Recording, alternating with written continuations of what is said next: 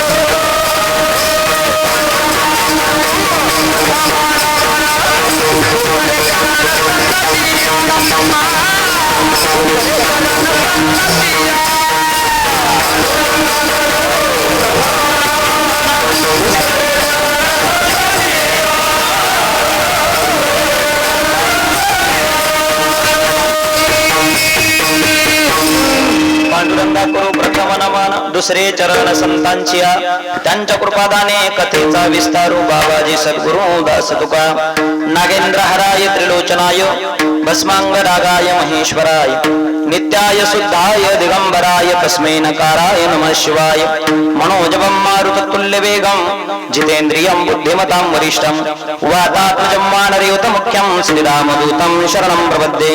या कुंदेन्दु तुषार हरधवला या शुभ्रवस्त्रावृता या वीणा वरदण्डमण्डितकरा श्वेत पद्मासना या ब्रह्माच्युत शंकरा प्रभुतिर्भिर्देवे सदा वंदिता। सामां पातु सरस्वती भगवती निःशेष जाड्यापहा।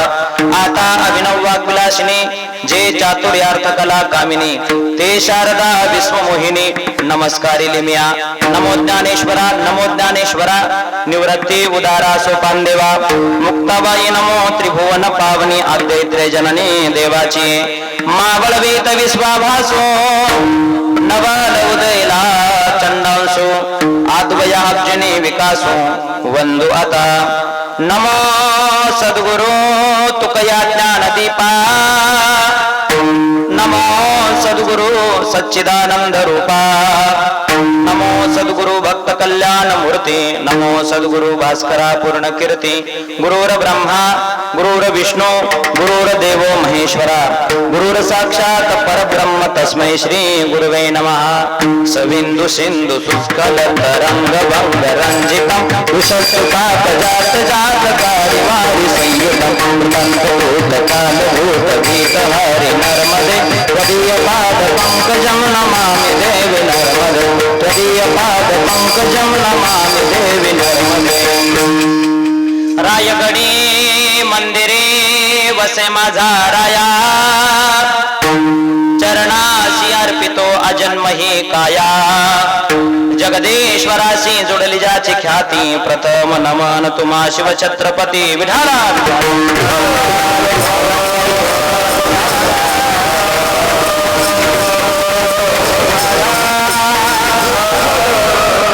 सकळ मंगल निधी श्री विठ्ठलाचे नामाधी। मनकारे जना श्री विठ्ठलाचे नाम वाचे। प्रस्तुत प्राप्त प्रसंगी प्राप्त चिंतना करता घेतलेला अभंग कैवल्य साम्राज्य चक्रवर्ती माऊली महावैष्णव ज्ञानोबाराय यांचा नामाचं महत्व सांगणारा 4 चरणाचा अभंग आहे। विठ्ठल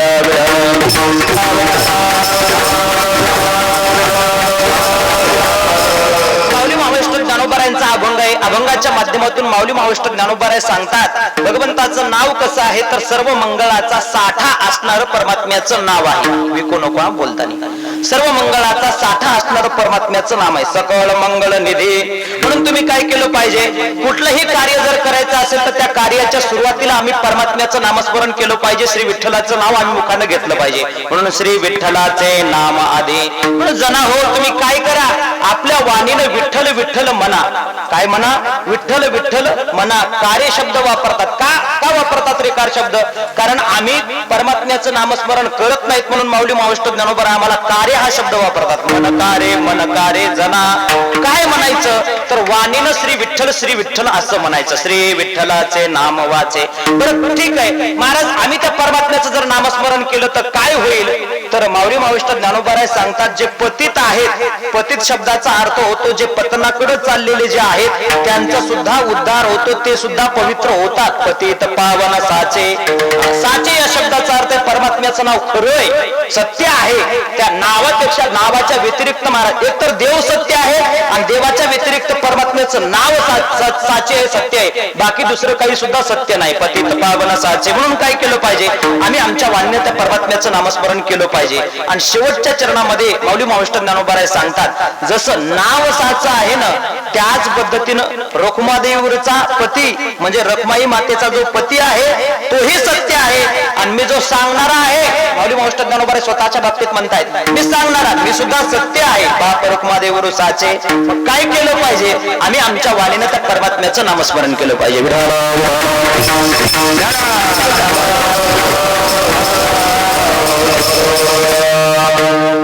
खालचा आवाज थोडा जास्त द्या वरचा रिटर्न येऊ नये नाही तर विको थोडा कमी करावं द्या ना रिटर्न कमी करा थोडा रिटर्न कमी येऊ वरचा।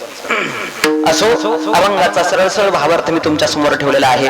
अभंगावर बोलण्यापूर्वी जो काही परिहार द्यायचा झाला आपल्या पवित्र नगरीमध्ये गेल्या 38 वर्षापासून अव्याहत प्रमाणे चालत असलेला अखंड हरिनाम सप्ताह आणि त्या सप्ताहामध्ये सर्व गावकऱ्यांच्या वतीनं सप्ताहातील प्रथम दिवसाची कीर्तन सेवा माझे परमस्नेही हरिभक्त परायण आदरणीय शिवाजी महाराज पिंपराळेकर असतील, त्यांनी संपर्क साधला आणि त्यांच्या माध्यमातून मारुतराव मामाने संपर्क साधला आणि त्यांच्या माध्यमातून पहिल्या दिवसाची कीर्तन सेवा माझ्याकडे आलेली.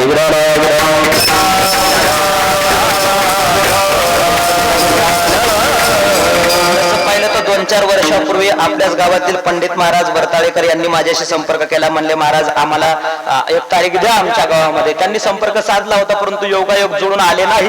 ज्या वर्षी योगायोग, या वर्षी योगायोग जुळून आले म्हणून पहिल्या दिवसाची कीर्तन सेवा होईना महाराज ती माझ्याकडे आलेली आहे.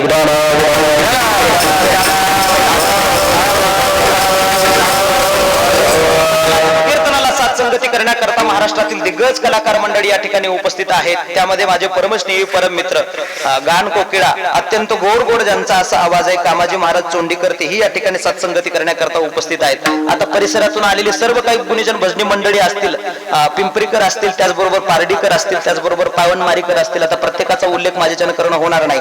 रामचंद्र मामा मुकाडे असतील, हे आदी करून सर्वजण या ठिकाणी उपस्थित आहेत. ज्यांची या ठिकाणी मृदंगाला गोड गोड अशी साथसंगती लाभलेली आहे, माझे परमस्नेही परम मित्र हरिभक्त परायण, अत्यंत गोड गोड ज्यांचं वादन आहे, दादाराव महाराज कोर्टेकर, तेही या ठिकाणी गोड गोड साथसंगती करत आहेत.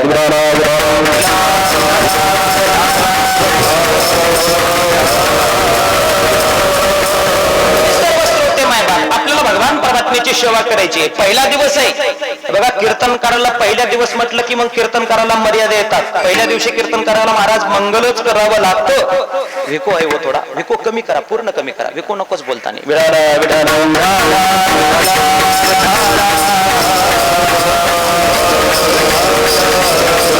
पहिल्या दिवसाची कीर्तन सेवा म्हटली की नंतर महाराज त्याच्यानंतर कीर्तनकाराला मर्यादा येतेच.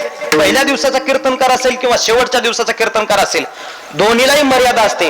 कारण शेवटच्या दिवशी महाराज देवाला काहीतरी मागावं लागतं आणि पहिल्या दिवशी महाराज काहीतरी मंगल होईल या पद्धतीनं चिंतन मांडावं लागतं. महाराज पहिल्या दिवसाची कीर्तन सेवा माझ्याकडे आली. तसं पाहिलं तर दुसरा तिसरा दिवस माझ्याकडे येणारा होता, परंतु उद्याची आणि परवाची तारीख रिकामी नसल्यामुळे म्हणलं काही हरकत नाही, पहिल्या दिवसाची कीर्तन सेवा माझ्याकडे आलेली आहे.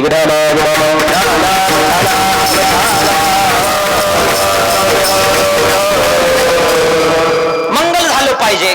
जर तसा जर विचार केला तर या जगामध्ये परमात्मा मंगल आहे. बघा, मंगल आहे. परमात्म्याला सोडून दुसरं काहीच मंगल नाही. कारण लक्षात ठेवा, कोणतंही जर कार्य जर करायचं असेल तर कार्याच्या अगोदर आम्हाला मंगल करावंच लागतं. का करावं लागतं? आम्ही जर मंगल नाही केलं तर ते कार्य पूर्णत्वाला जात नाही. कार्य यशस्वी व्हावं असं जर वाटत असेल, यथार्थ व्हावं असं जर वाटत असेल तर आम्ही मंगल केलंच पाहिजे. आम्ही जर मंगल करत असतील आणि नंतर जर कार्य करत असतील तर ते कार्य अपूर्ण राहत नाही, ते कार्य पूर्णत्वाला जात.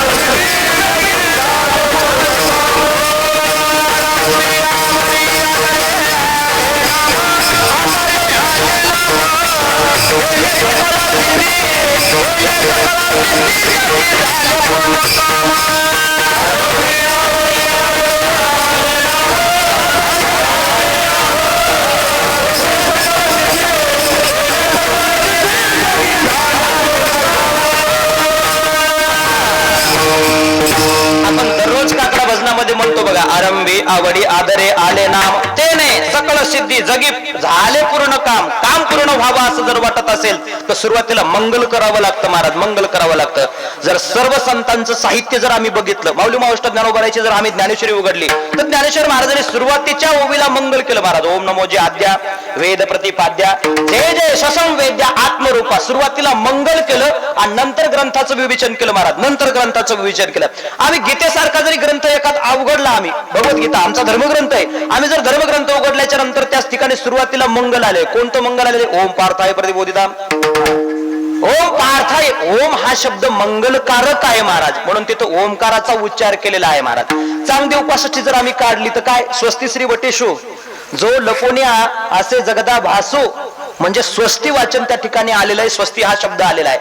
अहो आम्ही जर जगद्गुरु तुकोबरायचा जर गाथा उघडला तर गाथ्याच्या सुरुवातीला जो अभंग आहे महाराज, समचरण दृष्टी विटेवरी साजरी ते माझे हरी वृत्ती राहो, याच्यामध्ये सुद्धा मंगलच आहे. कारण ज्या अभंगामध्ये ज्या ओळीमध्ये परमात्म्याचं वर्णन आहे ते सुद्धा मंगलच आहे आणि परमात्म्याचं नामस्मरण करणं ते सुद्धा मंगलच आहे.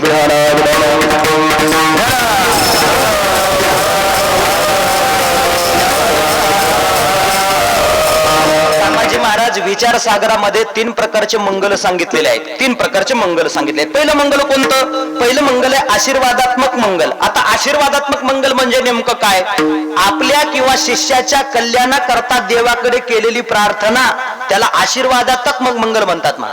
हे लक्षात ठेवा. आपल्या किंवा शिष्याच्या कल्याणाकरता देवाकडे केलेली प्रार्थना म्हणजे आशीर्वादात्मक मंगल आहे. आशीर्वादात्मक मंगल. आता दुसरा मंगलाचा प्रकार कोणता आहे? तर दुसरा प्रकार आहे नमस्कारात्मक मंगल. देवाला हात जोडणे हा दुसरा प्रकार आहे. आणि तिसरा प्रकार असा सांगितलेला आहे वस्तू निर्देश रूप मंगल. परमात्म्याच्या सगुण किंवा निर्गुण रूपाचं वर्णन करणं. काय सांगतो मी? वस्तू निर्देश रूप मंगल सांगतोय. परमात्म्याच्या सगुण किंवा निर्गुण रूपाचं वर्णन करणं त्याला वस्तू निर्देश रूप मंगल म्हणतात.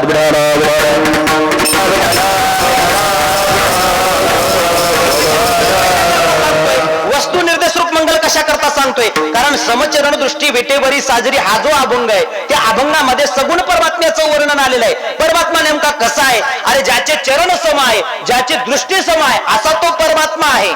कशामुळे सम आहे? तर कारण त्याला दाखवायचं की मी सर्वांप्रती समान आहे, मी कुठल्याही प्रकारचा कोणाही जीवाच्या ठिकाणी भेदभाव करत नाही, अशा पद्धतीचं परमात्म्याचं वर्णन आलेलं आहे. म्हणून त्या ठिकाणी वस्तू निर्देश रूप मंगल करण्यात आलेले, वस्तू निर्देश रूप मंगल केलेलं आहे. मग एक आपण लक्षात ठेवा, कुठलंही कार्य करताना आपण मंगल करतो की नाही? मला सांगा, आपल्याला जर घर बांधायचं असेल तर अगोदर आम्ही भूमिपूजन करतो की नाही? अगोदर भूमिपूजन करतो आणि भूमिपूजन झाल्याच्या नंतर मग पाया खोदतो, पिलर खणतो. भूमिपूजनाशिवाय आम्ही हे करतच नाहीये. का करत नाहीये? भूमिपूजन म्हणजे ते मांगल्याचं प्रतीक आहे. अहो जाऊ दे, याच्या पुढे जाऊन सांगू का?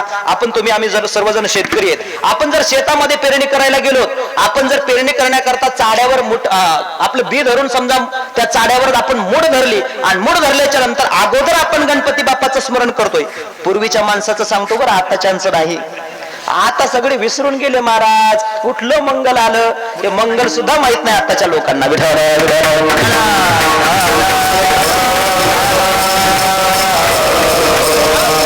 महाराज चाड्यावर मूठ ठेवल्याबरोबर गणपती बाप्पाचं स्मरण करत होते आणि गणपती बाप्पाचं स्मरण केल्याच्या नंतर महाराज नंतर मूठ सोडत होते आणि बैल हाकलत होते महाराज. मंगलाचं प्रतीक आहे मांगल्य आहे महाराज. मांगल्य का करावं लागतं? कारण लक्षात ठेवा, परमात्मा मंगल आहे. परमात्मा कसा आहे? मंगल आहे महाराज. मंगलम भगवान विष्णू मंगलम गरुड ध्वज. परमात्म्याचं वर्णन आलेलं आहे. परमात्मा कसा मंगल आहे?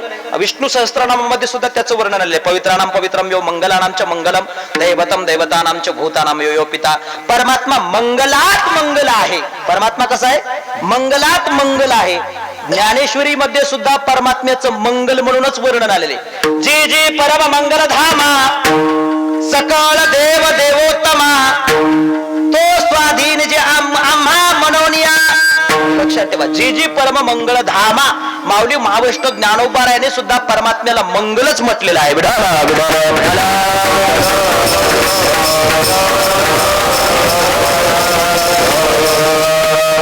देवाच्या बाबतीत सांगितलं म्हणजे जसा देव मंगल आहे ना, त्याचबरोबर देवाचं नाव सुद्धा मंगल आहे. हे लक्षात ठेवा.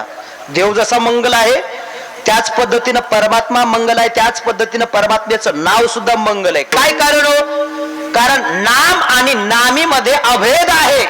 देवाचं नाव आणि देवामध्ये भेद नाही. का भेद नाहीये? कारण आमचे संत सांगतात, आम्ही जर नामस्मरण केलं तर परमात्मा प्रगट होतो. आम्ही जर पांडुरंग म्हटल्याच्या नंतर तो पांडुरंग परमात्मा आमच्या समोर येतो. का येतो? कारण त्याला माहित आहे, अरे आपलं नाव घेतलंय, आपल्यामध्ये नावामध्ये आपल्या अजिबात फरक नाहीये. नाव म्हणजेच आपण आहे. लक्षात ठेवा. म्हणून आम्ही नामस्मरण जरी करत असतील ना तर ते परमात्म्याचं स्मरण होतं.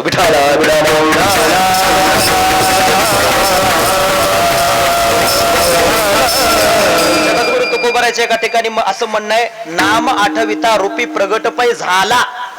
नाम आठविता रूपी प्रगटपय झाला. आम्ही नामाचं स्मरण केलं परंतु नामाचं स्मरण केल्याच्या नंतर तो जगाचा मालक ब्रह्मांड अधिपती आमच्या समोर प्रगट झाला. का प्रगट झाला? कारण त्याला माहित आहे आपल्यामध्ये आपल्या नावामध्ये अजिबात भेद नाही. तसंच शास्त्रकाराने 2-3 प्रकारचे भेद सांगितलेले आहेत. कल्पित भेद, वास्तव भेद आणि नाममात्र भेद. नाममात्र भेद, आता नाममात्र भेदाचा जर विचार करायचा झाला, देव आणि देवाचं नाव विठ्ठल हे फक्त म्हणण्यापुरतं वेगळं आहे. वास्तविक पाहता देव आणि देवाचं नाव एकच आहे. विठ्ठल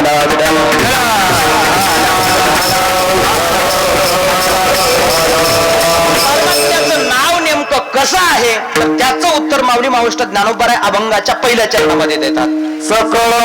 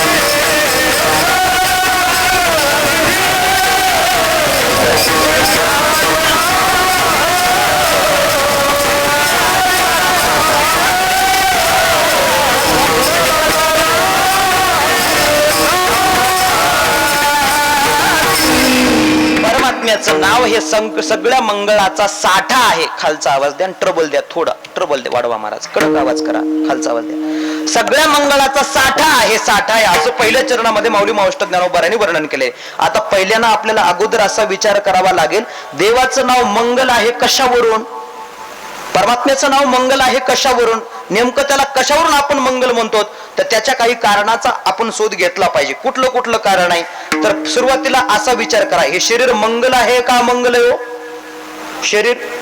शरीर मंगल आहे का अमंगल आहे? शरीर मंगल नाहीये, शरीर अमंगल आहे महाराज.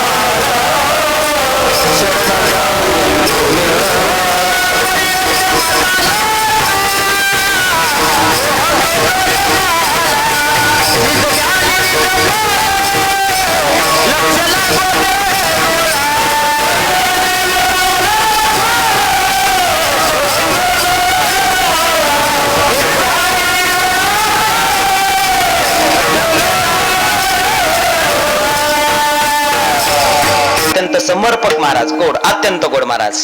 हा देह नाशिवंत मलमूत्राचा बांधा, वरी चर्म घातले रे अमंगळतेचा सांदा, अमंगळतेचा सांगा. हे लक्षात ठेवा, हे शरीर कसं आहे, शरीर मंगल नाहीये, शरीर अमंगल आहे, अमंगल.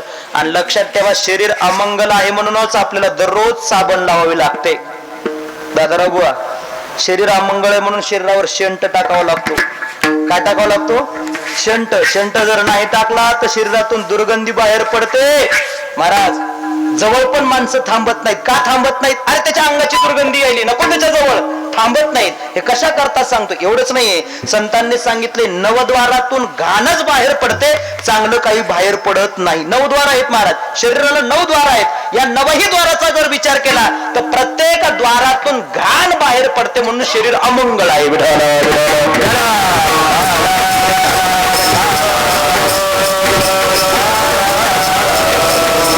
शरीर किती अमंगल आहे सांगायचं का महाराज?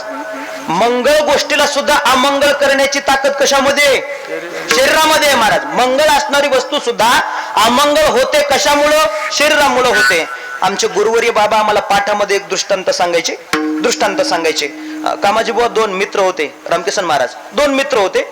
2 मित्र बोलता बोलता दोघांची पैज लागली. पैज लागल्याच्या नंतर एक मित्र म्हणला, या जगामधले सगळ्यात घाण वस्तू मला दाखव. काय दाखव? जगामध्ये सगळ्यात जी घाण वस्तू आहे ती मला वस्तू दाखव म्हटल्याच्या नंतर तो मित्र चल माझ्या, दुसरा मित्र म्हणला चल माझ्या बरोबर. त्यानं मित्राला बरोबर घेतलं. बरोबर घेतल्याच्या नंतर महाराज, पूर्वीचा काळ काही संडासची व्यवस्था नव्हती, काय नव्हती महाराज. हागंदरी मुक्त गाव नव्हतं महाराज, गावामध्ये हागंदरी होती. आताही बऱ्याच गावामध्ये महाराज लोकांनी संडास उचलून खाल्ले, परंतु संडास बांधलं. शोकांती काय हो, स्वच्छतेचं पालन आम्ही केलं पाहिजे. आमच्या गाडगे महाराजांनी संपूर्ण जीवन स्वच्छतेकरता झिजवलं महाराज. आम्ही घाण इतकी घाण करतो महाराज, आमच्या घाणीमुळं लोक रोगी पडतात, हो आजारी पडतात. आम्ही स्वच्छता पाळली पाहिजे, संडास बांधलं पाहिजे आणि त्या संडासचा वापर सुद्धा केला पाहिजे.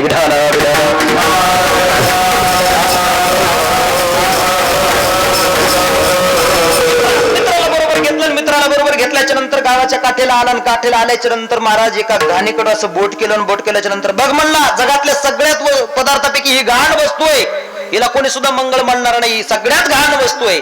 महाराज, दादाराव बुवा आश्चर्याची गोष्ट घडली. त्या वस्तूला घाण म्हटल्याबरोबर त्या वस्तूला वाचा फुटली. कशाला? घाणीला वाचा फुटली. वाचा फुटल्याच्या नंतर ती घाण सुद्धा म्हणायला लागली, खबरदार मला जर घाण म्हणशील तर. काय म्हणायला लागली? खबरदार मला घाण म्हणू नको. का घाण म्हणू नको? कारण तुमच्या सारख्या मनुष्याचा संग मला झाला आणि त्याच्यामुळं मला घाण रूपानं बाहेर पडावं लागलं. वास्तविक पाहता मी घाण नव्हते. काल मी सुंदर एका हॉटेलमध्ये काचाच्या आतमध्ये जिलेबी होते. काय होते? जिलेबी होते. परंतु तुमच्या सारख्या गृहस्थांनी मला खाल्लं आणि खाल्ल्यामुळं घाणीच्या रूपाने त्यानं बाहेर टाकलं.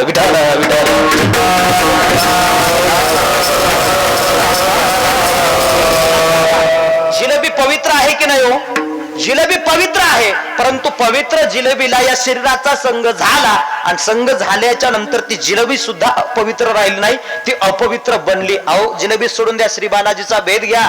श्रीखंड, बालुशाही, लाडू, जिलेबी हे काय जे असेल तर महाराज, श्रीखंड हे सगळे जरी पदार्थ आम्ही या शरीराने जरी ग्रहण केले तर ते पवित्र राहत नाहीत, ते घाण रूपानं बाहेर पडतात. आमचे जगद्गुरु तुकोबारा एका ठिकाणी वर्णन करतात महाराज.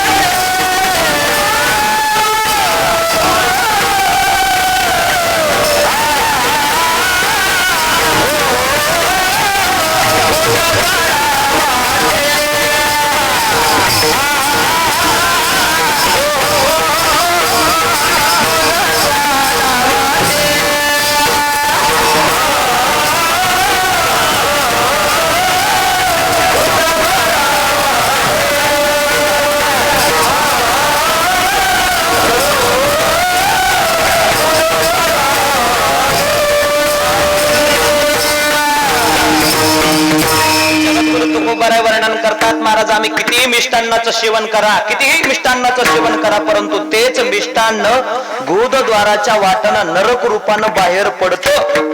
गुदद्वारा वाटे मिष्टान्नाचा नरक लोटे. कशा करता सांगतोय महाराज, पवित्र जरी वस्तू असेल परंतु या शरीरानं जर ती वस्तू ग्रहण केली तर ती वस्तू पवित्र न राहता ती वस्तू अपवित्र होते, अपवित्र होते. लक्षात ठेवा, याच्या करता सांगतोय.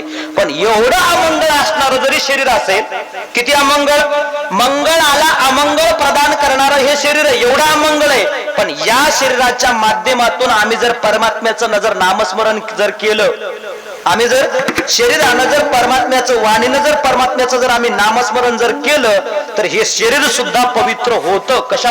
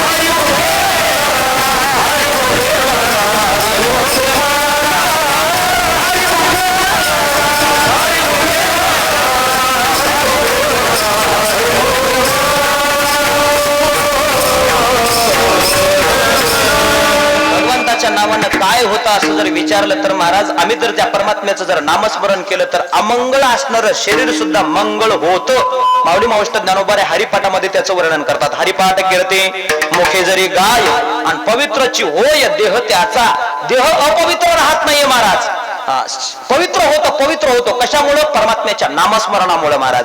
आता काय लांबचा दाखला देत नाही, एका मोठ्या वक्त्याच्या मुखातून मी ऐकलेला दाखला देतोय महाराज. ऍडव्होकेट यादव महाराज दाखोरे वाईकर, त्यांनी मला सांगितले महाराज, डिग्रसचे कोंडजी महाराज होऊन गेले. डिग्रसचे कोंडजी महाराज मोतीराम महाराजांच्या बरोबरचे महात्मे आहेत महाराज. कोंडजी महाराज, कोंडजी महाराज असे एक महात्मे होऊन गेले आपल्या भागामध्ये. कोंडजी महाराज जर कीर्तनाला उभे राहिले ना महाराज, कीर्तनाला, तर हे भजनी मंडळी जेवढे पाठीमागे उभे आहेत ना महाराज, त्यांना सुगंध येत होता. सुगंध कशाचा? कोंडजी महाराजांच्या शरीराचा. कशाचा सुगंध येत होता? कोंडजी महाराजांच्या शरीराचा. काय कारण हो शरीराचा सुगंध येण्याचं नेमकं कारण काय? तर कोंडजी महाराज नामधारक होते, नामस्मरण करत होते महाराज. आताच्या काळाला महाराज आमच्या शरीराचा सुगंध येत नाही, आम्हाला स्प्रे मारावा लागतो, परफ्यूम सेंट टाकावा लागतो, सेंट टाकून मग कीर्तनाला उभं राहावं लागते, पावडर लावून कीर्तनाला यावं लागते महाराज. ही शोकांती काय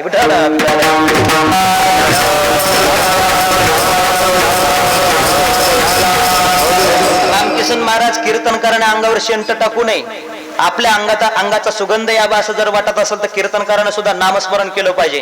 भागवतकारानं पावडर लावून भागवत सांगू नये, कारण महाराज संत महात्मे सांगतात शरीराच्या बाबतीमध्ये आम्ही उदासीन असलो पाहिजे, देहताकत मी आमच्या ठिकाणी तेवढं राहू नये. आणि देहाची जर आम्ही एवढी सोय करत असतील तर देव कधी आम्ही प्राप्त करून घेणार? अरे देहाविषयी देहाचा तिरस्कार वाटला पाहिजे, तिरस्कृत भावनेनं आम्ही जीवन जगलं पाहिजे. साधकाची दशा उदास असावी, जगद्गुरु तुकोबांनी असं वर्णन केलेलं आहे महाराज. हल्लीच्या काळामध्ये महाराज ही उदासीनता राहिलीच नाही. कीर्तनकारही पावडर लावणारे झाले आणि भागवतकार सुद्धा पावडर लावणारे झाले.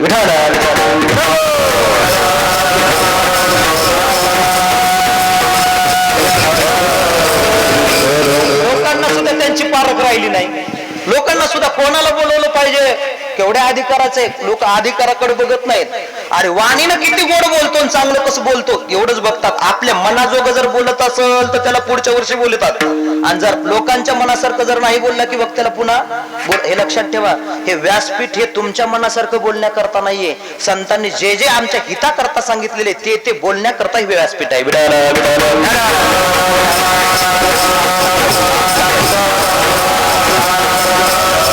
भगवंताच्या नामामध्ये आम्ही जर परमात्म्याचं जर नामस्मरण जर केलं तर शरीर अपवित्र न राहता शरीर पवित्र होतं महाराज. पवित्र तो होय देह त्याचा. किंवा जगद्गुरु तुकोबारा एका ठिकाणी असं वर्णन करतात, कीर्तन चांग कीर्तन चांग होय अंग. ते शरीर सामान्य राहत नाही, ते शरीर महाराज देवरूप होतं देवरूप. मग गोविंद ते काया भेद नाही देवातया. जगद्गुरु तुकोबाराच्या जीवनामधला जर दाखला द्यायचा झाला, जगद्गुरु तुकोबाराय पुण्याचे एक मोरया गोसाई होऊन गेले. मोरया गोसाई, काय ताकद त्या मोरया गोसावीची महाराज. मोरया गोसावीनं जर गणपती बाप्पाचं जर आव्हान केलं, आव्हान केल्याबरोबर गणपती बाप्पा प्रगट व्हायचे, आणि प्रगट झाल्याच्या नंतर मोरया गोसावी महाराज आपल्या घरी गणपती बाप्पाला जेवू घालायची ताकद कोणाची? मोरया गोसाईची. म्हणून नाव पडलं महाराज. नाव काय पडलं? मोरया गोसावी. का नाव पडलं? कारण गणपती बाप्पा त्यांच्या घरी जेवायला येतो म्हणून नाव पडलं मोरया गोसावी महाराज. कीर्ती सर्वदूर पसरली. सर्वदूर कीर्ती पसरल्याच्या नंतर महाराज मोरया गोसाईच्या कानावरही जगद्गुरु तुकोबाराची कीर्ती आली. अरे देऊचे असे जगद्गुरु तुकोबार आहेत ज्यांच्या कीर्तनामध्ये साक्षात भगवंत नाचतो, ज्यांच्या कीर्तनामध्ये साक्षात भगवंत मृदंग वाजवण्याचं काम करतो. कोणाच्या कीर्तनामध्ये? जगद्गुरु तुकोबाराच्या कीर्तनामध्ये. ही जगद्गुरु तुकोबाराची कीर्ती ऐकली. कोणी ऐकली? मोरया गोसाईने ऐकली. मोरया गोसाईने ऐकल्याच्या नंतर महाराज मोरया गोसाईच्या मनामध्ये असा प्रश्न निर्माण झाला, आपण तुकोबाराला बोलवलं पाहिजे, आणि तुकोबाराला बोलवून महाराज आपल्या घरी तुकोबाराचं कीर्तन ठेवलं पाहिजे, कीर्तन ठेवलं पाहिजे महाराज. म्हणून मोरया गोसाईने जगद्गुरु तुकोबाराला बोलवून घेतलं, आणि बोलवून घेतल्याच्या नंतर महाराज जगद्गुरु तुकोबाराला कीर्तन करण्याकरता लावलं. तुकोबाराने कीर्तन केलं, आणि कीर्तन पूर्ण झाल्याच्या नंतर महाराज सुंदर असा स्वयंपाक तयार केला पंचपक्वान्नाचा. कशा करता? जगद्गुरु तुकोबाराय करता पंचपक्वान्नाचा स्वयंपाक केला, आणि पंचपक्वान्नाचा स्वयंपाक केल्याच्या नंतर जेवणा करता ताट वाढलं. जगद्गुरु तुकोबाराय करता एक ताट वाढलं, आणि गणपती बाप्पा करता एक ताट वाढलं. असे दोन ताट वाढले महाराज. कोणी? मोरया गोसाईनं. आणि दोन ताट वाढल्याच्या नंतर तुकोबारीला बसण्याकरता विनंती केली. जगद्गुरु तुकोबाराय जेवणा करता बसले.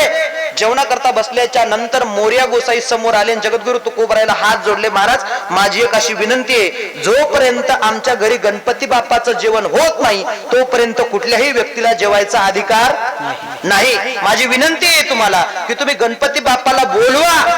काय करा? तुम्ही गणपती बाप्पाला बोलवा, आणि गणपती बाप्पा आल्याच्या नंतरच जेवण करा महाराज. तुकोबाराने गणपती बाप्पाला आव्हान केलं महाराज. आव्हान केल्याबरोबर गणपती बाप्पा प्रगट झाले. हो, मोरया गोसाईनं ते समोरासमोर साक्षात्कार बघितला जगद्गुरु तुकोबारायचा. गणपती बाप्पाचं जेवण झालं, जगद्गुरु तुकोबारायचं जेवण झालं. मला पुढचा विषय सांगायचा आहे महाराज. जेवण आटोपलं, आणि आटोपल्याच्या नंतर तुकोबाराय मोरया गोसाईकडे बसलेले आहेत. बसलेले असताना मोरया गोसाई जगद्गुरु तुकोबारायला म्हणतात, महाराज नेमकं तुमच्या शरीरामध्ये आहे तरी काय? तुमच्या शरीरामध्ये आहे तरी काय?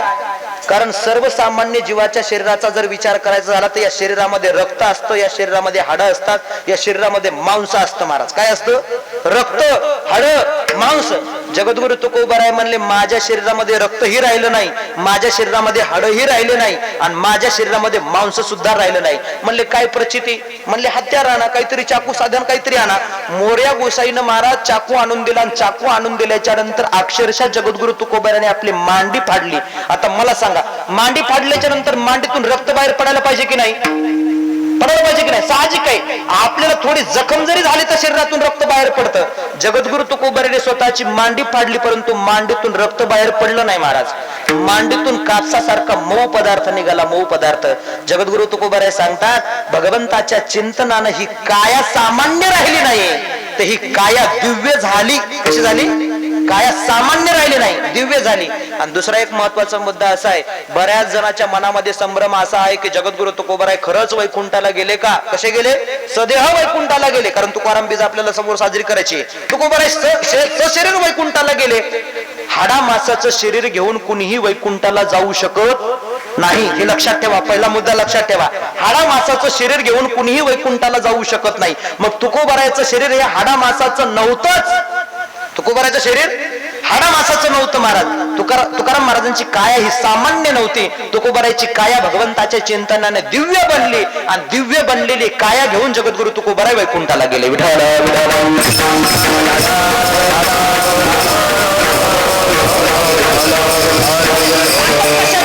ताकद कशाची आहे तर ती केवळ भगवंताच्या नामस्मरणाची ताकद आहे. हे मला सांगायचे महाराज. परमात्म्याचं नाव किती मंगल आहे. अहो जगद्गुरु तुकोबाराने परमात्म्याचं नामस्मरण केलं. नामस्मरण केल्यामुळे त्या नामाच्या ताकदीमुळे जगद्गुरु तुकोबाराय म्हणतात माझी काया ब्रह्मीभूत झाली. पण कशानं झाली?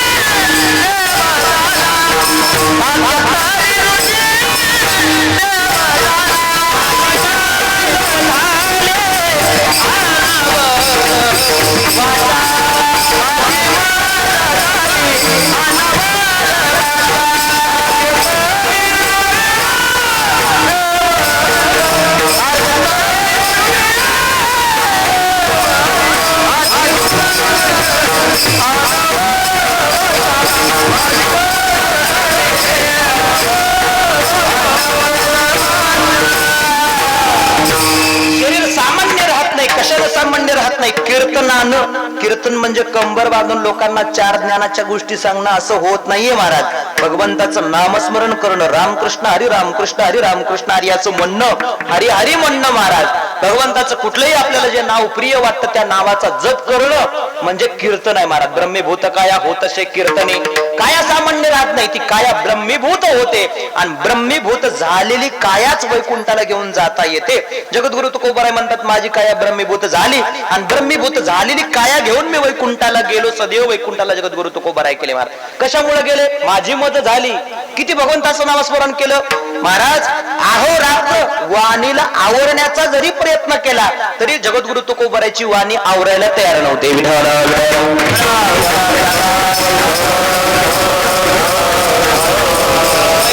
सांगितलं महाराज देवाचं नाव किती मंगळ आहे. अमंगल शरीराला मंगलत्व बहाल करणारं परमात्म्याचं नाव आहे. पहिला मुद्दा सांगितला. आता भगवंताचं नाव मंगल कशावरून आहे तर काय झालं बघा. भागवतामध्ये त्याचं चिंतन आलेलं आहे. भगवंताच्या विराट शरीराच्या नाभीतून कमळाची उत्पत्ती झाली. कशाची? परमात्म्याचं विराट रूप आहे आणि त्या विराट रूपाच्या नाभीतून म्हणजे बेंबीतून कमळाची उत्पत्ती झाली. म्हणून लक्षात ठेवा परमात्म्याची नाभी कमळासारखी आहे म्हणून देवाला पद्मनाभ नाव आहे. काय नाव आहे? पद्मनाभ. हे लक्षात आलं पाहिजे. आमच्या देवाला पद्मनाभ का म्हणायचं? कारण त्याची नाभी कमळासारखी आहे म्हणून नाव काय आहे? पद्मनाभ आहे. नाभीतून कमळाची उत्पत्ती. कमळाची उत्पत्ती झाल्याच्या नंतर महाराज त्याच कमळामध्ये ब्रह्मदेव प्रगट झाले. कोण प्रगटदेव झाले? चतुर्मुखी ब्रह्मदेव प्रगट झाले. आणि ब्रह्मदेव प्रगट झाल्याच्या नंतर ब्रह्मदेव विचार करायला लागले अरे माझा निर्माण करता कोण आहे? मला कोणी निर्माण केलं? माझी निर्मिती झाली तरी कुठून? विचार करायला लागले महाराज. आणि विचार करता करता महाराज ते कमळाचा जो देठ असतो ना त्या देठाच्या मध्ये मधल्या भागामध्ये फिरायला लागले. एकदा खाली यायचं, एकदा वर जायचं, एकदा खाली यायचं, एकदा वर. हजारो वर्षे फिरले. कोण? ब्रह्मदेव. पण आपलं निर्माण करता कोणही ब्रह्मदेवाला कळायला मार्ग नाही. काय करावं काय करावं काय करावं. आकाशवाणी झाली आणि आकाशवाणीनं सांगितलं तप करा. काय करा? तप करा. भगवंताचं नामस्मरण करा.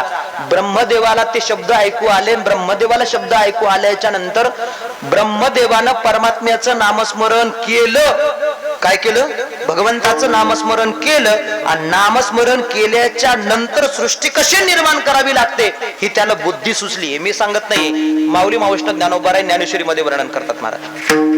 सृष्टीची या उपक्रमा पूर्विका विरोत्तमा वेळा ऐसा ब्रह्मा एकला होता मज ईश्वराचे न ओळखे तो सृष्टी ही करू न सके तो कोरू केला एके नामे जणे जयाची अर्थ जीवी ध्याता तो वर्णत्रयाची जपता विश्वसृजन योग्यता आली तयाशी. माऊली महाबळेश्वर ज्ञानोबाराय सांगतात सृष्टी निर्माण होण्या अगोदर भगवंताचं नाव आहे हे मला सांगायचंय महाराज. सृष्टी निर्माण होण्यापूर्वी ब्रह्मदेवानं परमात्म्याचं नामस्मरण केलं आणि नंतर सृष्टी निर्माण झाली. कशामुळं? नामामुळं निर्माण झाली. नामामुळं. ब्रह्मदेवानं जर नामस्मरण केलं नसतं तर त्याला सृष्टी निर्माण करता आली नसती. म्हणून सृष्टीच्या अगोदर देवाचं नाव आहे म्हणून मंगळ आहे.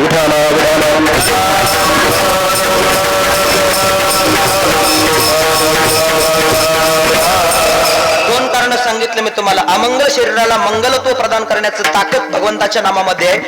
सृष्टी निर्माण होण्या अगोदर ब्रह्मदेवाने परमात्म्याचं नामस्मरण केलं म्हणून परमात्म्याचं नाव मंगल आहे. आता तिसरं कारण सांगतो महाराज. तिसरं कारण कोणतं आहे हो? परमात्म्याचं नाव मंगल का आहे तर आम्हाला संत सांगतात, आमचे शास्त्र सांगतात, आम्ही अमंगल अवस्थेत जरी असतील, अमंगल क्रिया जरी आम्ही करत असतील, अमंगल ठिकाणी जरी आम्ही बसलेले असतील तरी परंतु आम्ही परमात्म्याचं मंगल असणारं नामस्मरण करू शकतो.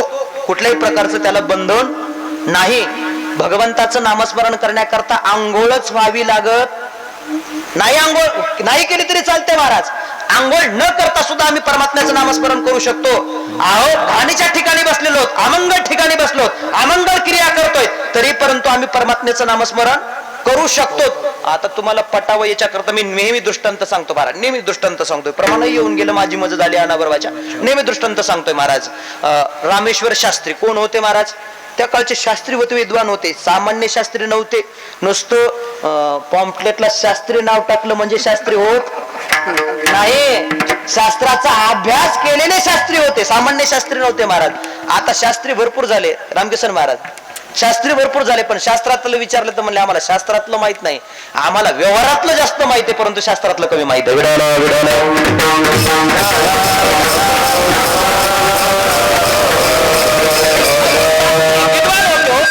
जगद्गुरु तुकोबारायची कीर्ती त्यांच्या कानावर पडली. कानावर पडल्याच्या नंतर महाराज शास्त्रीची तळपायाच्या मस्तकाला गेले. अरे मी एवढा अभ्यास केला आणि एवढा अभ्यास करून माझं नाव व्हायला पाहिजे परंतु माझं नाव कोणी सुद्धा घेत नाही. आणि त्या तुकोबारायचं वर्णन करतात, त्या तुक्याची कीर्ती वर्णन करतात. तुका असा म्हणतात, तुका तसं म्हणतात, माझं कोणी सुद्धा नाव घेत नाही. महाराज तळपायाच्या मस्तकाला गेली. म्हणून रामेश्वर शास्त्री महाराज एक एक मुक्काम करत करत देहूला आले. देहूला आल्याच्या नंतर लहान लहान मुलं असं रस्त्यामध्ये खेळ खेळत होते. मुलांना विचारलं, का रे मुलांना तुक्याचं घर माहित आहे का? कुणाचं घर? तुक्याचं घर माहित आहे का? त्या मुलांनी सांगितलं, महाराज आम्हाला तुक्या माहित नाही, आम्हाला तुकाराम माहित आहे. काय माहित आहे? ही खरी ओळख असते महाराज. काय ओळख आहे? ते लहान लहान मुलांनी सांगितलं, महाराज आम्हाला तुक्या माहित नाही, आम्हाला तुकाराम माहित आहे. तुकाराम म्हणले, हा तोच तुकाराम. कुठे त्याचं घर? शास्त्रीने विचारलं, शब्दला पाहिजे महाराज. म्हणून शोध घेत घेत ज्या ठिकाणी जगद्गुरु तुकोबाराय प्रातक्रिया करण्याकरता बसलेले होते ना महाराज, तिथपर्यंत आले. शास्त्री आले महाराज. आणि शास्त्री आल्याच्या नंतर शास्त्रीच्या कानावर शब्द पडले, रामकृष्ण हरी, रामकृष्ण हरी, रामकृष्ण हरी. हे शब्द कानावर पडले. कानावर शब्द पडल्याच्या नंतर शास्त्रीची आणखी तळपायाच्या मस्तकाला गेली. महाराज काय करावं? अरे अमंगल ठिकाणी बसला, अमंगल क्रिया करतोय, अमंगल अवस्थेमध्ये आहे आणि मंगळ असणाऱ्या परमात्म्याचं नामस्मरण करतो. याला लाज वाटायला पाहिजे, लाज वाटायला पाहिजे. तुकोबारायची क्रिया आटोपली आणि तुकोबारायची क्रिया आटोपल्याच्या नंतर महाराज जगद्गुरु तुकोबाराय असे समोर आले. समोर आल्याच्या नंतर जगद्गुरु तुकोबारायला शास्त्री विचारतात, काय रे तुक्या, तुला काही कळतं की नाही? म्हणले, काय महाराज, काय चूक झाली? म्हणले, अमंगल ठिकाणी बसला, अमंगल क्रिया करतोय, अमंगल अवस्थेमध्ये आहे आणि मंगळ असणाऱ्या परमात्म्याचं नाव घेतोय. लाज वाटते का तुला? अरे तू तर म्हणतो वेदाचा अर्थ आम्हालाच माहित आहे, आम्हीच वेदाचा अर्थ सांगावा. एवढा तू ज्ञानी आहेस आणि एवढा ज्ञानी असून अमंगल ठिकाणी बसून तू परमात्म्याचं नामस्मरण करतो. हे कशा करता सांगतोय महाराज? ज्या अर्थी आमचे जगद्गुरु तुकोबाराय अमंगल ठिकाणी अमंगल क्रिया करताना अमंगल अवस्थेत परमात्म्याचं नामस्मरण करू शकतात, त्या अर्थी तुकोबारायला सांगायचे, अरे तुम्ही कोण्याही अवस्थेमध्ये असा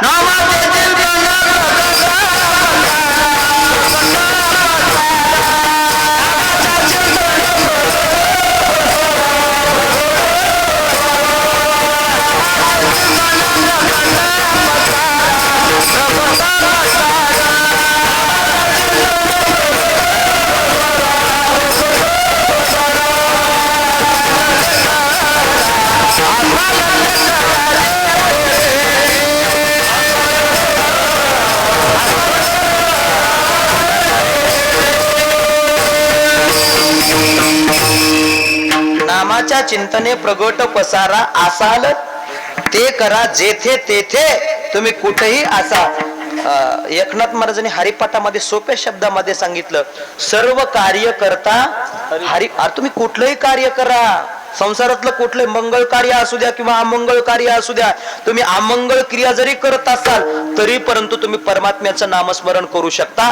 नामस्मरण करण्याकरता कुठल्याच प्रकारचं बंधन नाही. म्हणून गोड सर्व भावे आंघोळी न लगे तोंड धुवावे, अर्थ चाड दिवे न लगे भ्यावे संसारात. जगद्गुरु तुकोबाराय म्हणतात, आंघोळ सुद्धा करायची गरज नाही. अमंगळ अवस्थेत जरी आम्ही असतील तरी परंतु आम्ही परमात्म्याचं नामस्मरण करू शकतो. बरं ठीक आहे, मला देवाच्या नावाकरता काही मुहूर्त शोधावा लागतो का? काळ वेळ नाम काही बंधन नाही महाराज. बरं ठीक आहे, तरुण माणसानं परमात्म्याचं नामस्मरण केलं पाहिजे, मुलानं करू नये असं काही बंधन आहे का? महाराज मुलं सुद्धा परमात्म्याचं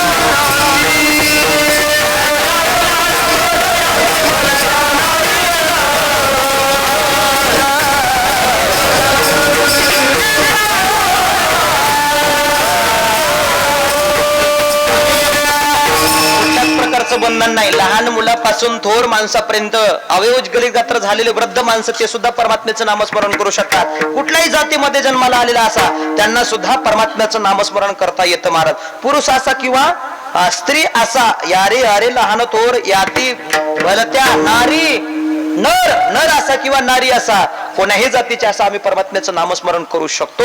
म्हणून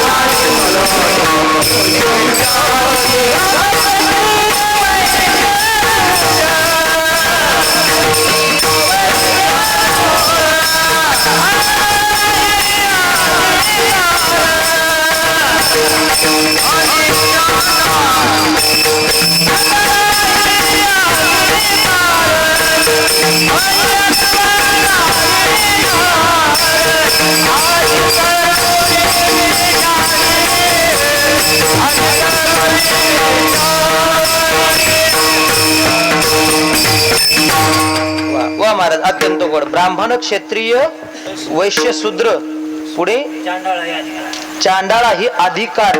चांडाळ जरी असू द्या त्यांना सुद्धा अधिकार आहे. बाळे अथवा नारी, नर, लहान असू द्या मोठा असू द्या. पुढचं काय? आधी करुणी विषादी. आळशी जरी असाल तरी सुद्धा तुम्ही परमात्म्याचं नामस्मरण. काय करावं लागतं? आम्ही जागच्या बसल्या जागी सुद्धा परमात्म्याचं नामस्मरण करू शकतो. किती आम्ही चुका केलेल्या असू द्या आयुष्यामध्ये तरी परंतु आम्ही परमात्म्याचं नामस्मरण करू शकतो महाराज. म्हणून प्रत्येकाला परमात्म्याचं नामस्मरण करता येतं. म्हणून परमात्म्याचं नाव मंगल आहे. विठ्ठल विठ्ठल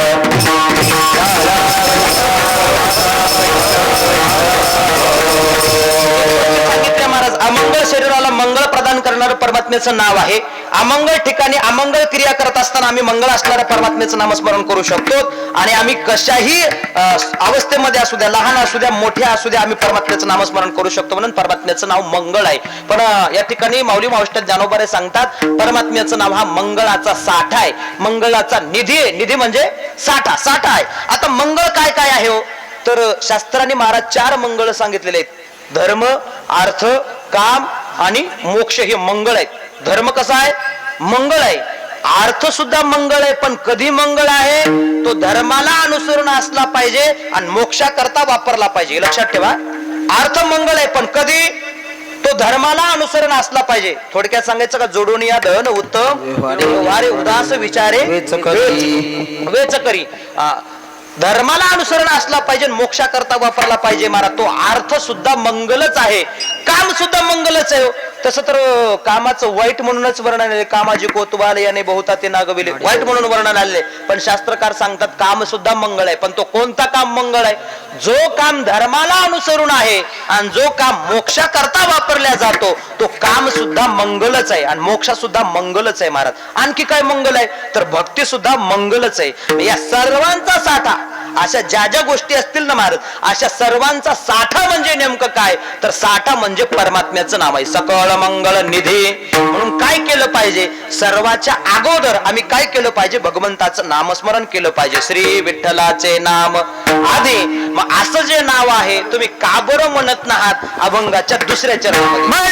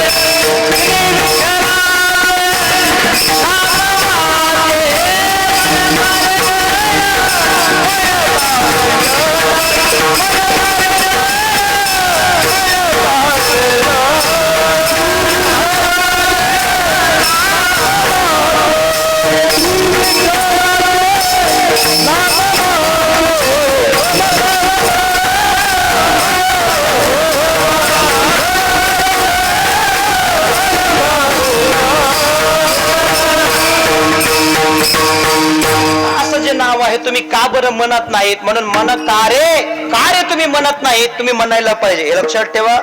एखादी गोष्ट जर सांगून जर आपण ऐकत नसतील तर कार्य हा शब्द प्रयोग करावा लागतो. आपण एखाद्या आपल्या मुलाला जर सांगितलं हे कर हे कर आणि जर मुलगा ऐकत नसेल ना महाराज, कार्य का बरं तू करत नाहीस आपण म्हणतो की नाही? म्हणतो महाराज. संतांचं सुद्धा तसंच आहे. आम्ही संतांचं ऐकत नाहीत म्हणून संतांना कार्य शब्द प्रयोग करावा लागला महाराज. मग आम्ही ऐकतो, कोणाचं ऐकतो? हल्लीच्या काळामध्ये माणसं नेत्याचं जास्त ऐकतील. कोणाचं? नेते मंडळीचं ऐकतील, परंतु संतांचं ऐकणारा महाराज शोकांतिक काय? ऐकायचंच असेल ना महाराज, कोणाचं ऐकलं पाहिजे? संतांचं ऐकलं पाहिजे. का? कारण संतांचं ऐकण्यामध्येच आमचं कल्याण आहे, संतांचं ऐकण्यामध्येच आमचं हित आहे. जगद्गुरु तुकोबर एका ठिकाणी असं वर्णन करतात महाराज, वेची ते वचन जेने राहे.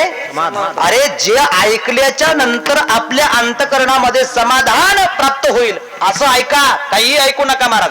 ऐकल्याच्या नंतर वेची ते वचन जेने राहे समाधान. तुझं भाव आहे देव, देव प्राप्त करून घेण्याचं काही अवघड नाही, काही अवघड नाही. जगद्गुरु तुकोबारे म्हणतात तुम्हाला देव प्राप्त व्हावा असं जर वाटत असेल तर संतांचं चांगलं ऐकून घ्या. तुम्ही जर संतांचं ऐकून घेतलं तरी सहज सोप्या पद्धतीने तुम्हाला परमात्म्याची प्राप्ती होईल.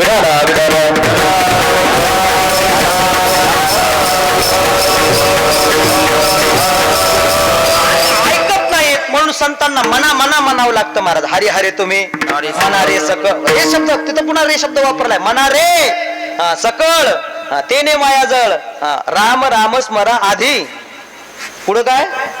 लाहो करा गाठ गाळा मूळ बंदी सांडा वाहुगी औपदी लक्ष राम राम स्मरा आधी अगोदर सांगितले महाराज. सुरुवातीला आधी शब्द प्रयोग केलाय महाराज. कधी स्मरण केलं पाहिजे? सर्वात अगोदर श्री विठ्ठलाचे नाम आधी स्मरण केलं पाहिजे. आम्ही म्हणत नाहीत म्हणून संतांना मना मना हरिमुखे म्हणा, अरे म्हणा हरिमुखे म्हणा, हरिमुखे मना मना म्हणावं लागतं. आम्ही म्हणत नाही म्हणून मना मना म्हणावं लागतं महाराज. तसं माऊली मावष्ट ज्ञानोबारांनी या ठिकाणी सुद्धा त्याच पद्धतीनं म्हटलेलं आहे महाराज. मनकारे जना, मनकारे जना काय म्हणा? श्री विठ्ठलाचे नाम वाचे वाणीनं आम्ही श्री विठ्ठल श्री विठ्ठल असं म्हटलं पाहिजे. बरं ठीक आहे, आम्ही जर आमच्या वाणीनं श्री विठ्ठल श्री विठ्ठल असं जर म्हटलं तर नेमकं काय होतं? तर त्याचं उत्तर महाराज अभंगाच्या 3ऱ्या चरणामध्ये देत आहेत.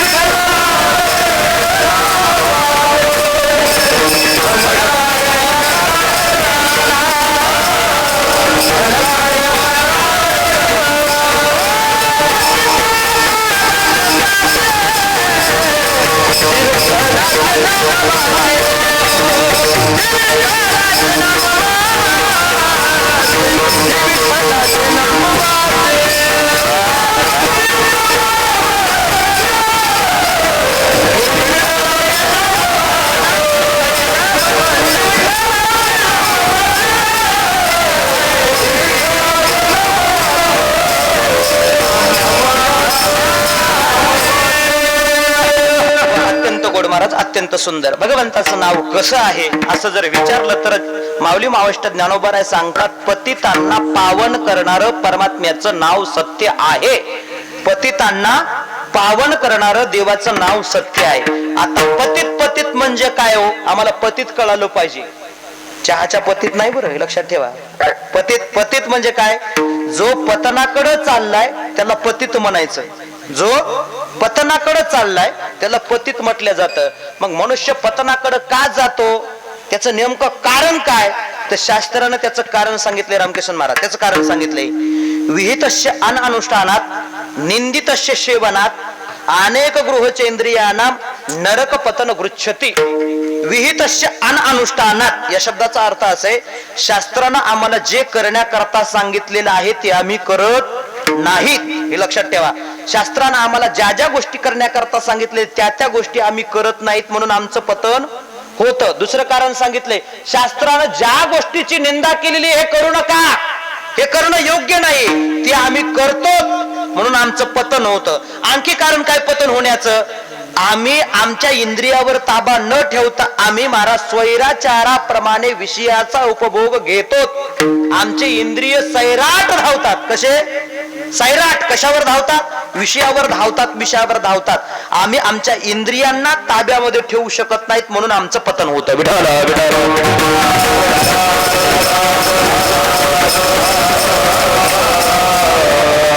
कारण सांगितले महाराज. विहितस्य अनानुष्ठानात म्हणजे विहित कर्माचा आम्ही स्वीकार करायला पाहिजे, परंतु आम्ही विहित कर्माचा स्वीकार करत नाहीत म्हणून आमचं पतन होतात. विहित कर्म कुठलं? तर सोप्या भाषेमध्ये सांगू का महाराज? अहिंसा सत्यम क्रोध त्याग शांतीर पोषणम दया भूतोष्वलोलुप्तम मार्ग व हिर्य चापलम.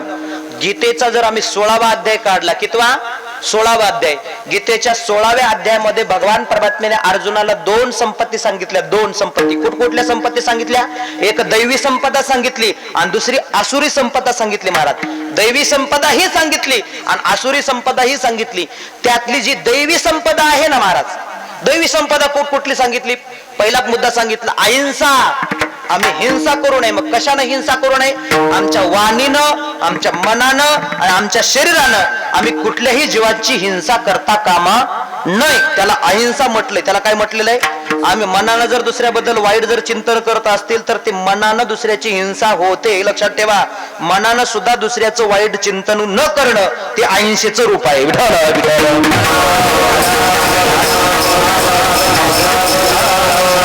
वाणीनं दुसऱ्याला टाकून बोलणं, आपल्या वाणीनं दुसऱ्याला टाकून बोलणं ही वाणीची हिंसा आहे. हे लक्षात ठेवा, वाणीची हिंसा आहे.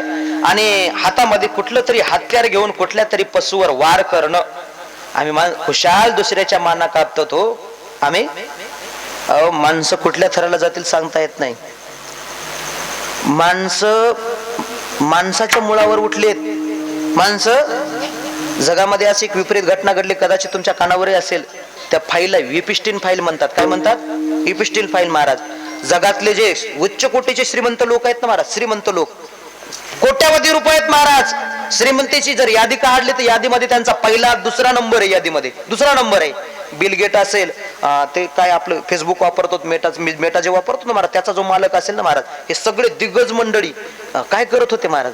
लहान लहान 8 वर्षाच्या 13 वर्षाच्या मुलीला महाराज अत्याचार करून तिला महाराज तिची मान कापून तिचं मांस खाण्याचं काम हे लोक करतात महाराज. मांस खाण्याचं काम करतात. हे किती नीच पातळीचं काम आहे, किती नीच पातळीचं काम आहे. म्हणून हे लक्षात ठेवा, यालाच पतन म्हणायचं. याला काय म्हणायचं? पतन. जीवनामध्ये हिंसा कुणाचीच करू नका, हिंसा करू नका. आणि महत्वाचा मुद्दा सांगू का बरं? जे आपल्यासोबत होऊ नये असं वाटतं ना, ते दुसऱ्यासोबत कधीच करू नका. जे आपल्यासोबत होऊ नये असं जे वाटतं ना, ते दुसऱ्यासोबत कधीच करू नका. आणि जर आपण दुसऱ्यासोबत जर तसं केलं तर ते आपल्यासोबत झाल्याशिवाय राहणार नाही.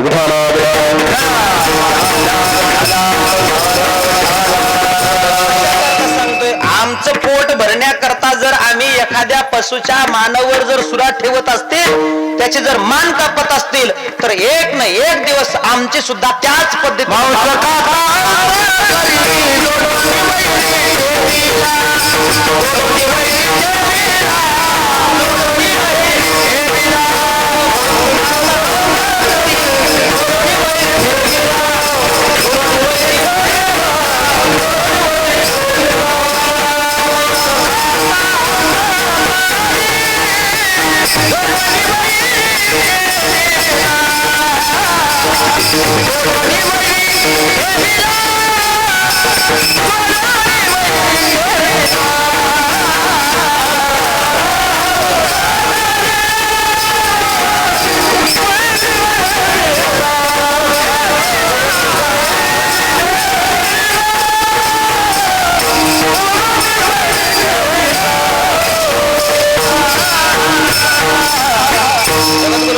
सांगतात महाराज, आम्ही मोठ्या हौसेनं मांस खातो. कशी किती हौसेनं मांस खातो महाराज?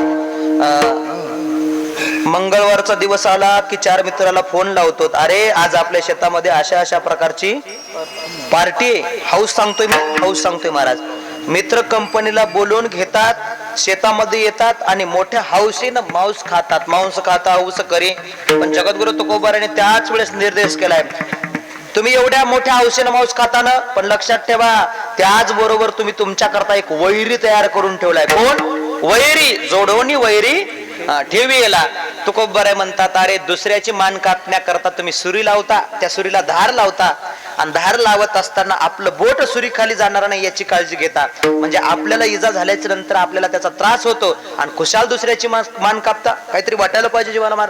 पुढल्यासाठी पाजळी सुरी आणि आपली चोरी अंगुडी. जगद्गुरु तुकोबारायचं म्हणणं आहे. म्हणून लक्षात ठेवा, जीवन जगत असताना अहिंसेनं जीवन जगलं पाहिजे. आम्ही जर जीवनामध्ये हिंसा जर करत असतील तर आमचं पतन झाल्याशिवाय राहणार नाही.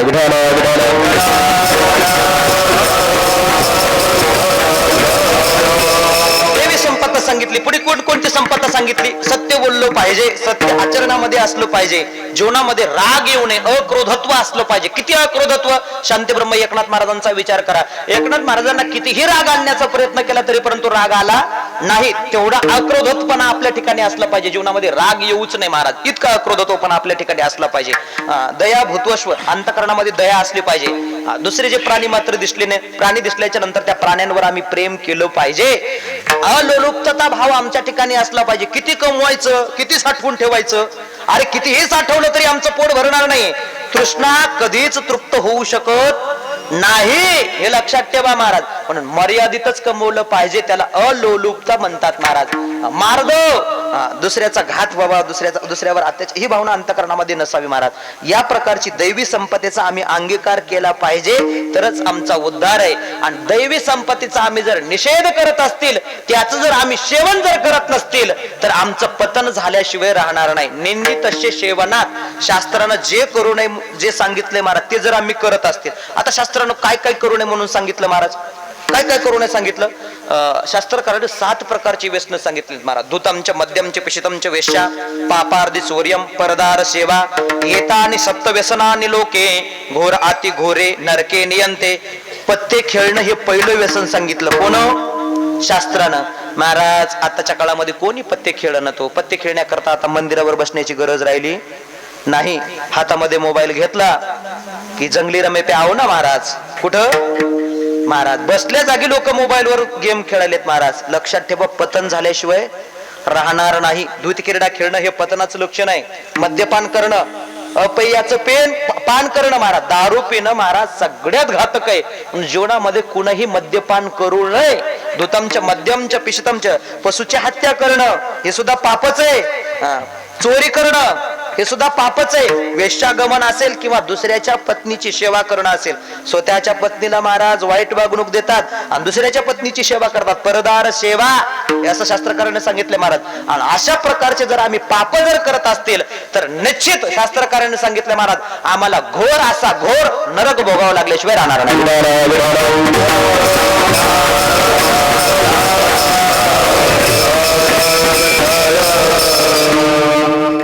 जीवनामध्ये कशाला नाही घाबरलं तरी चालतं महाराज, फक्त माणसानं वाईट कर्माला घाबरावं. कशाला घाबरावं? चुकीच्या कर्माला, वाईट कर्माला घाबरावं. बाकी तुम्ही मरणाला नाही घाबरले तरी चालतं, देवाला नाही घाबरले तरी चालतं. घाबरू नका देवाला, काही गरज नाही घाबरण्याची देवाला महाराज, काही गरज नाही. पण घाबरायचंच असेल, भीती जर जीवनामध्ये बाळगायची असेल ना, तर वाईट कर्माची भीती बाळगा. वाईट कर्माचा आम्ही त्याग केला पाहिजे, चांगल्या कर्माचा स्वीकार केला पाहिजे. आम्ही जोपर्यंत वाईट कर्माचा त्याग करत नाही तोपर्यंत आमचं कल्याण होणं शक्य नाही.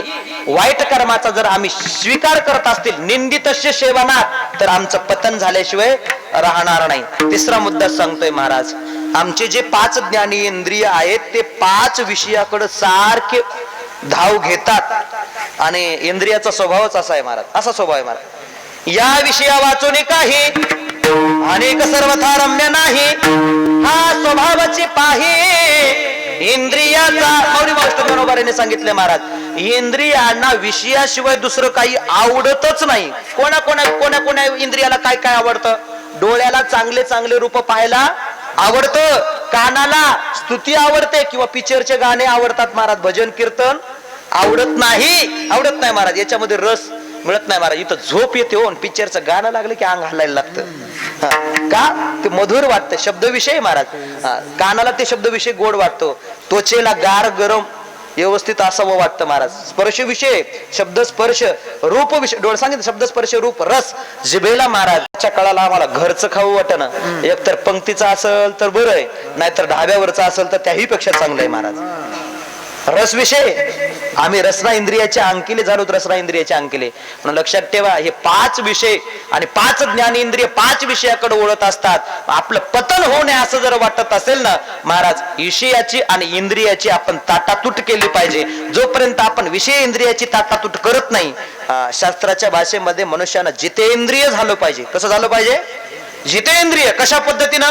माऊली मास्टर ज्ञानोबारांनी चिंता सांग. कासव बघितलं ना आपण, कासव कुर्मजी आपरी उवायले अवयव पसरे ना तरी इच्छावशे आवरी आपण पे. माऊली मास्टर ज्ञानोबारांनी कासवाचा दाखला दिलेला महाराज. कासवाची इच्छा झाल्याच्या नंतर तो इंद्रियाला बाहेर काढतो आणि इच्छा झाल्याच्या नंतर आतमध्ये खेचून घेतो.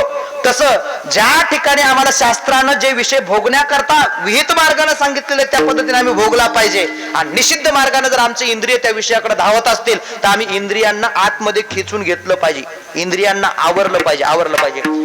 मी पूर्वीच्या काळामध्ये एक दृष्टांत सांगत होतो बघा. इंद्रिय माणसाच्या ताब्यात असले पाहिजे. काय असले पाहिजे? इंद्रिय मनुष्याच्या ताब्यात असले पाहिजे. पण आपलं झालं उलट, आपण इंद्रियांच्या ताब्यात गेलो, आपण इंद्रियाच्या ताब्यात गेलो. पटण्यासारखं सांगतो. मला सांगा, कुत्रा माणसाच्या ताब्यात असला पाहिजे का माणूस कुत्र्याच्या ताब्यात असला पाहिजे? कसं असलं पाहिजे? कुत्रा माणसाच्या ताब्यामध्ये असलं पाहिजे. पण झालं काय महाराज, काही माणसं लाखाचे 2 लाखाचे कुत्रे घरी घेऊन येतात. किती? लाख रुपयाचे कुत्रे येतो. माळेगावच्या यात्रेहून आणलेत बऱ्याच लोकांनी महाराज. किती काय किंमत त्याची? लाख रुपये कुत्र्याची किंमत महाराज. घरी घेऊन येतात आणि घरी घेऊन आल्याच्या नंतर महाराज सकाळी उठल्याबरोबर अगोदर स्नान कोणाला? शॅम्पू लावून साबण लावून आंघोळ घालतात कुत्र्याला महाराज. कुत्र्याची आंघोळ झाल्याच्या नंतर मॉर्निंग वॉकला जर घेऊन जायचं, फिरायला जर जायचं आलं तर कोणाला घेऊन जातात सोबत?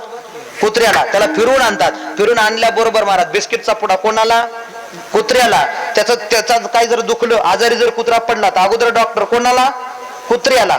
मग त्याची झोपण्याची सोय, त्याला झोपायला गादी व्यवस्थित, सगळं व्यवस्थित ठेवलं जातं. मग मला सांगा, कोण कोणाच्या ताब्यात आहे? ताब्यात कोण कोणाचे? माणूस कुत्र्याच्या ताब्यात आहे का कुत्रा माणसाच्या ताब्यात आहे? माणूसच कुत्र्याच्या ताब्यात गेलाय. आपलं तसं झालंय महाराज. आपण इंद्रियाच्या ताब्यात गेलो, इंद्रिय आपल्या ताब्यात राहिले नाही. विठाला आपण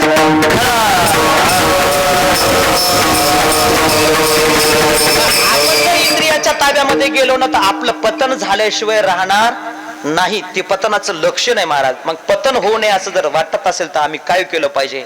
तर एक गोड भजन आहे बघा, गोड भजन. रघुपती राघव राजा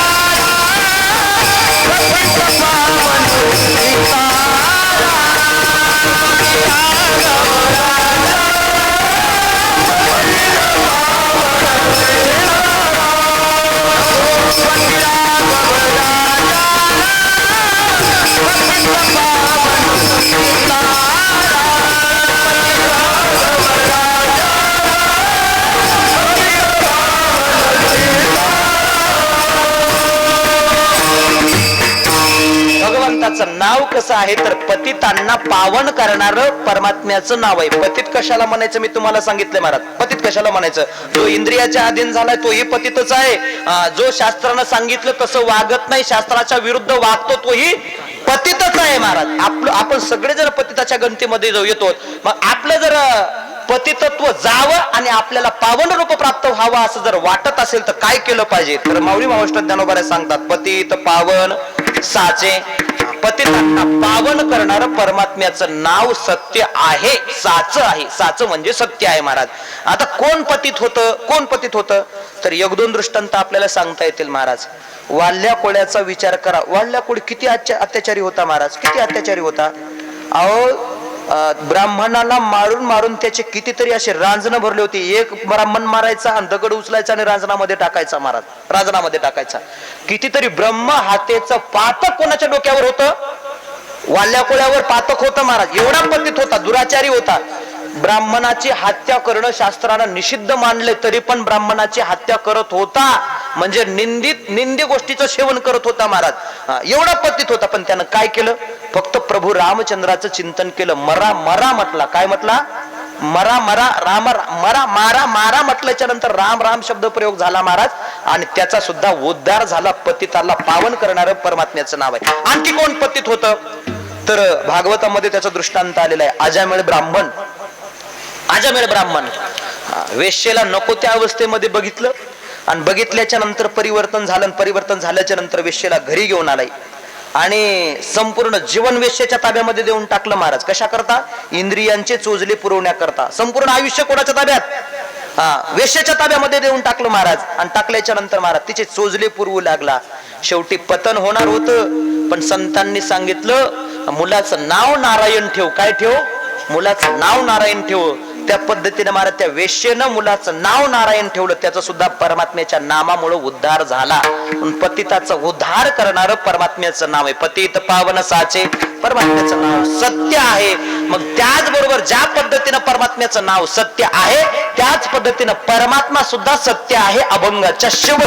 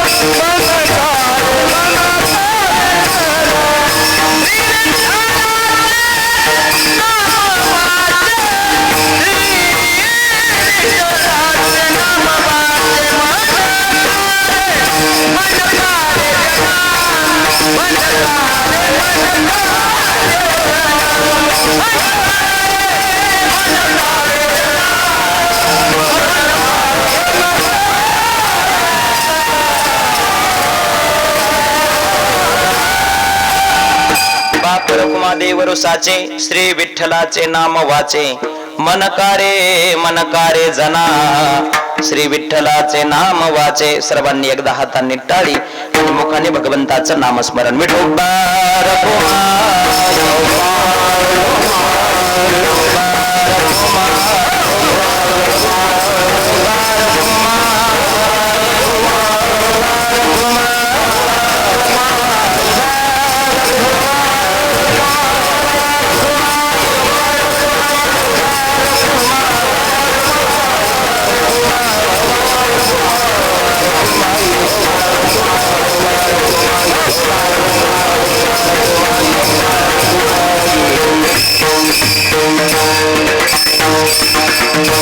अभंगाच्या शेवटच्या चरणामध्ये माऊली महाराष्ट्र ज्ञानोबा सांगतात, भगवंत जसा सत्य आहे त्याच पद्धतीनं देवाचं नाव सुद्धा सत्य आहे. साच या शब्दाचा अर्थ होतो सत्य. आता देव सत्य, सत्य तू विठ्ठला परमात्मा सत्य. पण ज्या पद्धतीनं महाराज परमात्मा सत्य त्याच पद्धतीनं देवाचं नाव सुद्धा सत्य. मग सत्य कशावरून? कारण बाकी सगळं काही संपत, परंतु देव आणि देवाचं नाव संपत. अंडज जारज उद्भीज, आणखी एक राहिलं ना महाराज, अंडज जारज उद्भीज आटे स्वेदच, अंडज जारज स्वेदच उद्भीज आटे, हरिनाम ना आटे ते बरवे. हे मला सांगायचे महाराज. 4 खाणी सांगितल्यात महाराज. या 4ही खाणी संपल्या जातात, परंतु भगवंताचं नाव संपत नाही. न आटे म्हणून ते बरवे महाराज. म्हणून त्याला सत्य म्हणतात. सत्य.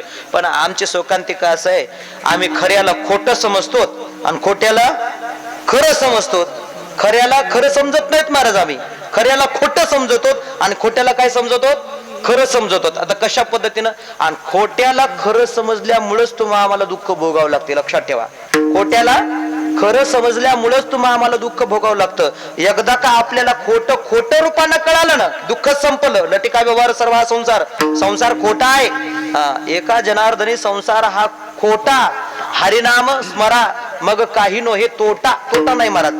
कधी परमात्म्याचं नामस्मरण केल्याच्या नंतर आमच्या जीवनामध्ये तो आम्हाला तो खोटा वाटत नाही. का वाटत नाही, आम्ही त्याला खरं समजलंय म्हणून आम्ही संसारामुळे दुःखी आहेत. त्याच्याकरता एक दृष्टांत सांगितला जातो. एक मुलगा मुंबईला कंपनीमध्ये कामाला लागला, नोकरीला लागला महाराज, नोकरीला. आणि नोकरीला लागल्याच्या नंतर महाराज सोयरे धायरे विचार करायला लागले. पोरगा नोकरीला लागला, त्याचे 2चे 4 झाले.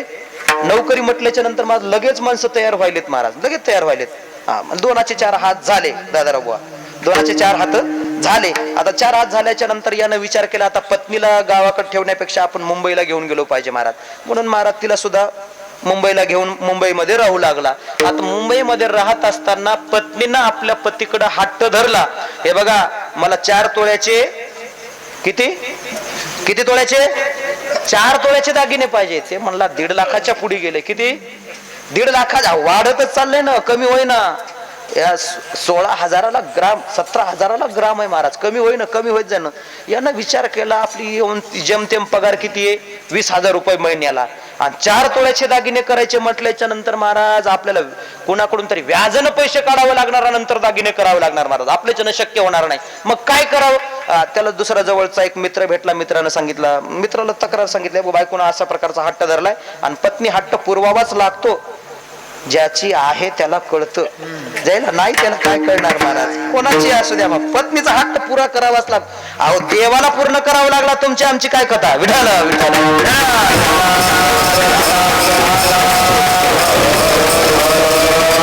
विचारलं काय झालं. अरे म्हणले, माझ्या पत्नीनं या प्रकारचा हट्ट धरला. 4 तोळ्याचे दागिने तिनं मागितले, सोन्याचे दागिने मागितले. कसं शक्य होईल, 20,000 रुपये पगार आहे आणि 20,000च्या पगारामध्ये एवढे दागिने घेणं शक्य होत नाही.